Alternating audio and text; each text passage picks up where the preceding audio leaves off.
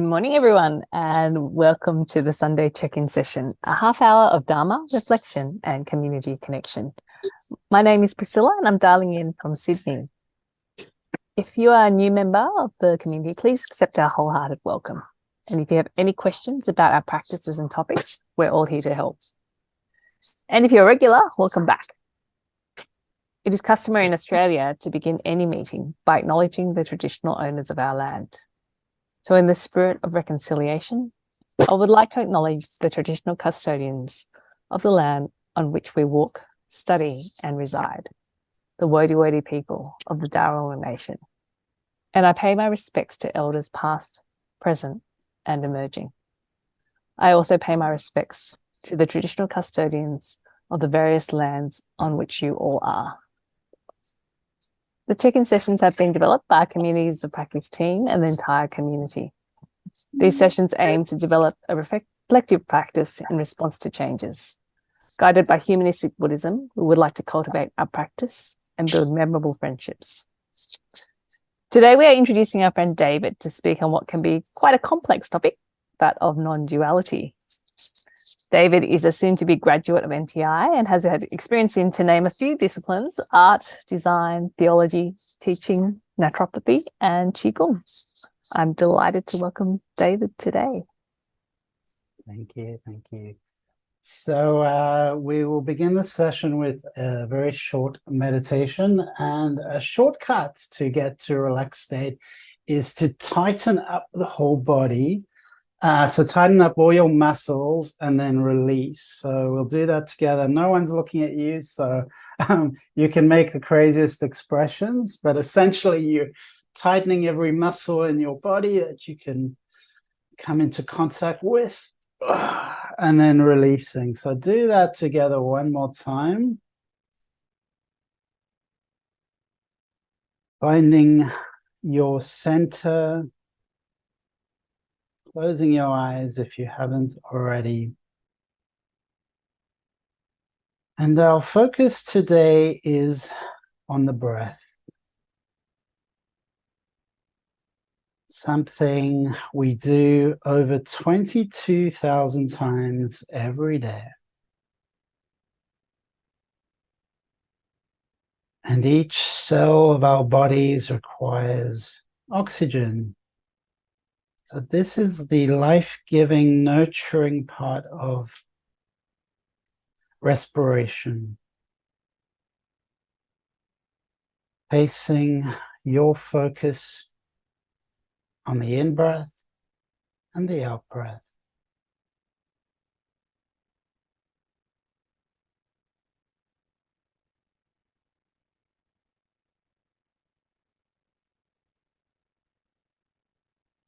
Whatever you can observe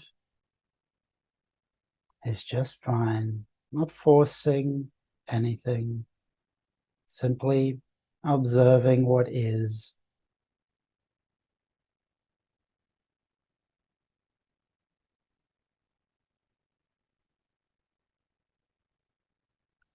Creating an intention to sense the in-breath versus the out-breath as a different sensation. So the in-breath, we breathe in cooler air than the out-breath. The out-breath is warm and humid. We breathe in oxygen-rich air and breathe out carbon dioxide-rich air. See if you can observe the difference in temperature between your in-breath and your out-breath.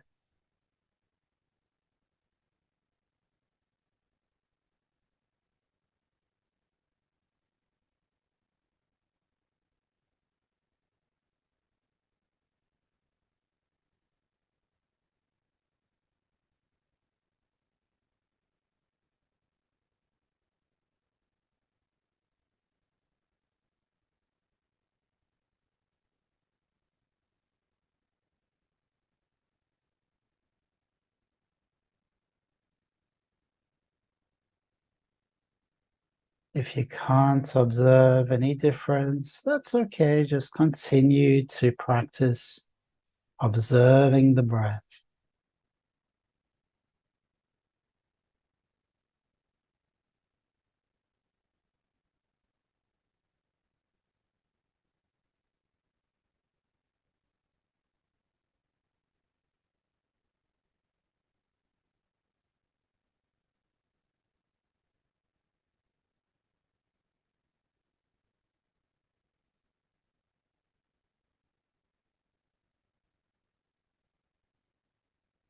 Perhaps you're able to sense the in-breath more acutely than the out-breath.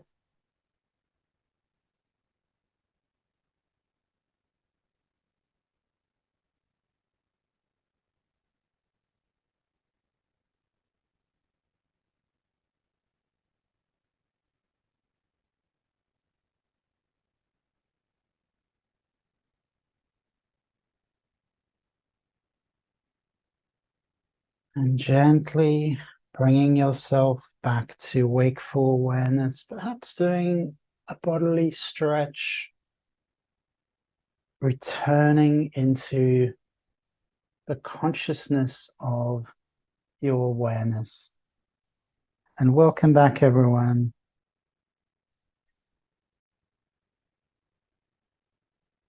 There's always a duality within the breath, a separation between the in-breath and the out-breath, inhalation leading to exhalation, oxygen leading to carbon dioxide.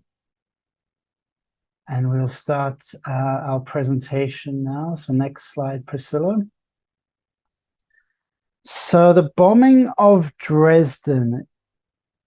In war, always consider the suffering on both sides. Dresden was a 1945 bombing attack on the city of Dresden. Next slide. Inside this bombing and the apocalyptic firestorm that turned the city into a wasteland, killing 25 to 35,000 people, mostly civilians, women, and children. Next slide.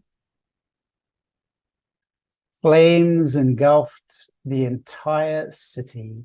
The unimaginable heat completely vaporized small children. Civilians who took shelter underground melted into liquid and bones.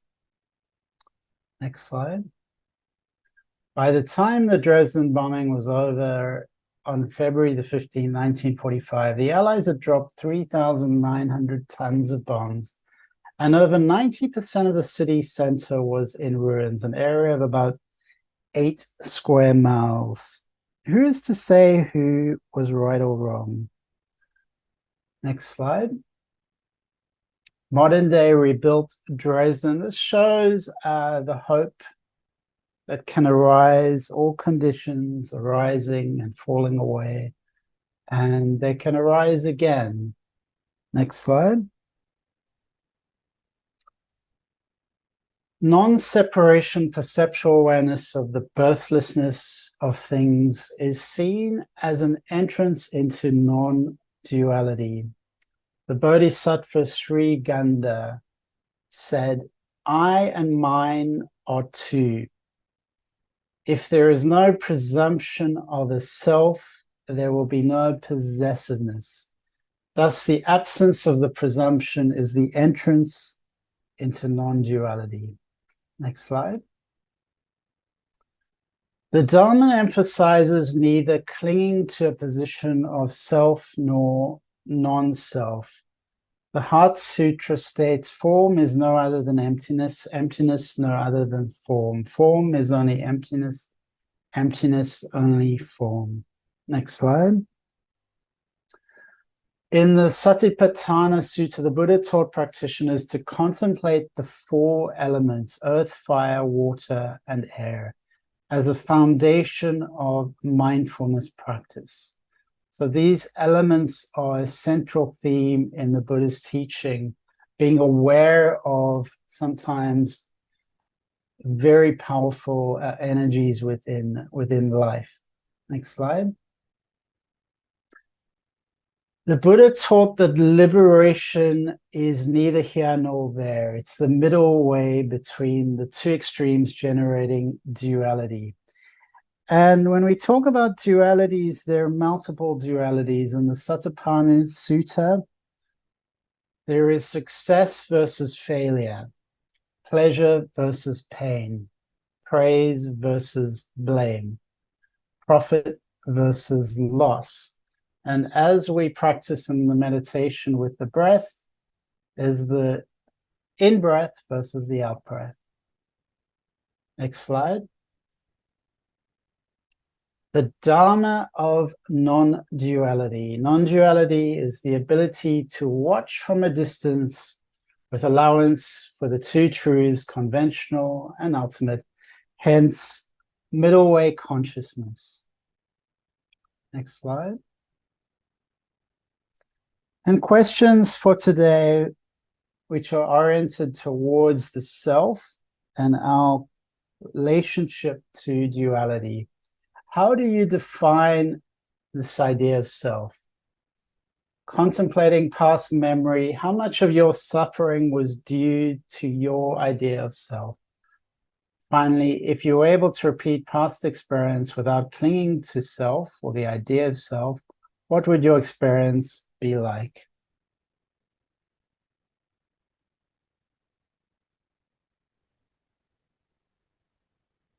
Thank you so much, David. Thanks for calling on so many examples, like the breath in history and the words and wisdom of sages to help us explore this concept of non-duality. So now, friends, we'll be placed in groups of 3 to 4 to share and discuss the questions that David's posed. So in the discussion, we recommend you spend some time getting to know each other and then discussing the questions. There will be some Zoom notifications to guide you, but feel free to let the flow of discussions guide you as well. Our sessions are guided by metta, which is unconditional love and kindness for all sentient beings. Let's use these breakout sessions to express and receive loving kindness to and from one another. Take time to pause, share, and listen.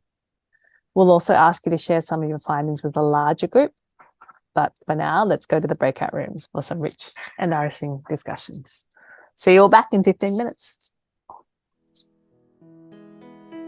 We're coming up close to 11:30, so we might read a couple of comments and ask everyone to pop some thoughts into the chat box and then move to close. So, David? Not clinging to the self helps us be more free and reduce ego, opening our hearts to see the bodhisattva within ourselves. As such, be empathetic towards others around us. Keep writing your comments in the chat box, because our poster team will turn these into pearls of wisdom for the rest of the community. I'll just close now, but we'll have some more discussions and David will be staying around to facilitate as well at the end of the session. We really hope the check-in session was helpful for you today and that you experienced the unconditional love and compassion of this community.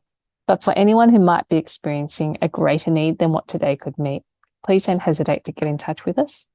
And you can also reach out to the professional organisations on the screen. Next week, we welcome back Venerable Jo Wei to guide her last facilitation of this year. So she will be taking us through priceless practice. So remember to join us next week. As we check out today, let's recite the dedication of merits together to send love and compassion to whoever is in need. Let us now dedicate the goodness of what you have done to all living beings. May kindness, compassion, joy, and equanimity pervade all worlds. May we cherish and build affinities to benefit all beings. May Chan, Pure Land, and precepts inspire equality and patience.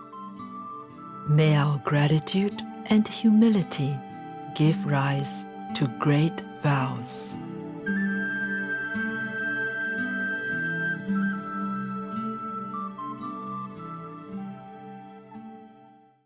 Thank you, David, for your time and generous sharing with us today.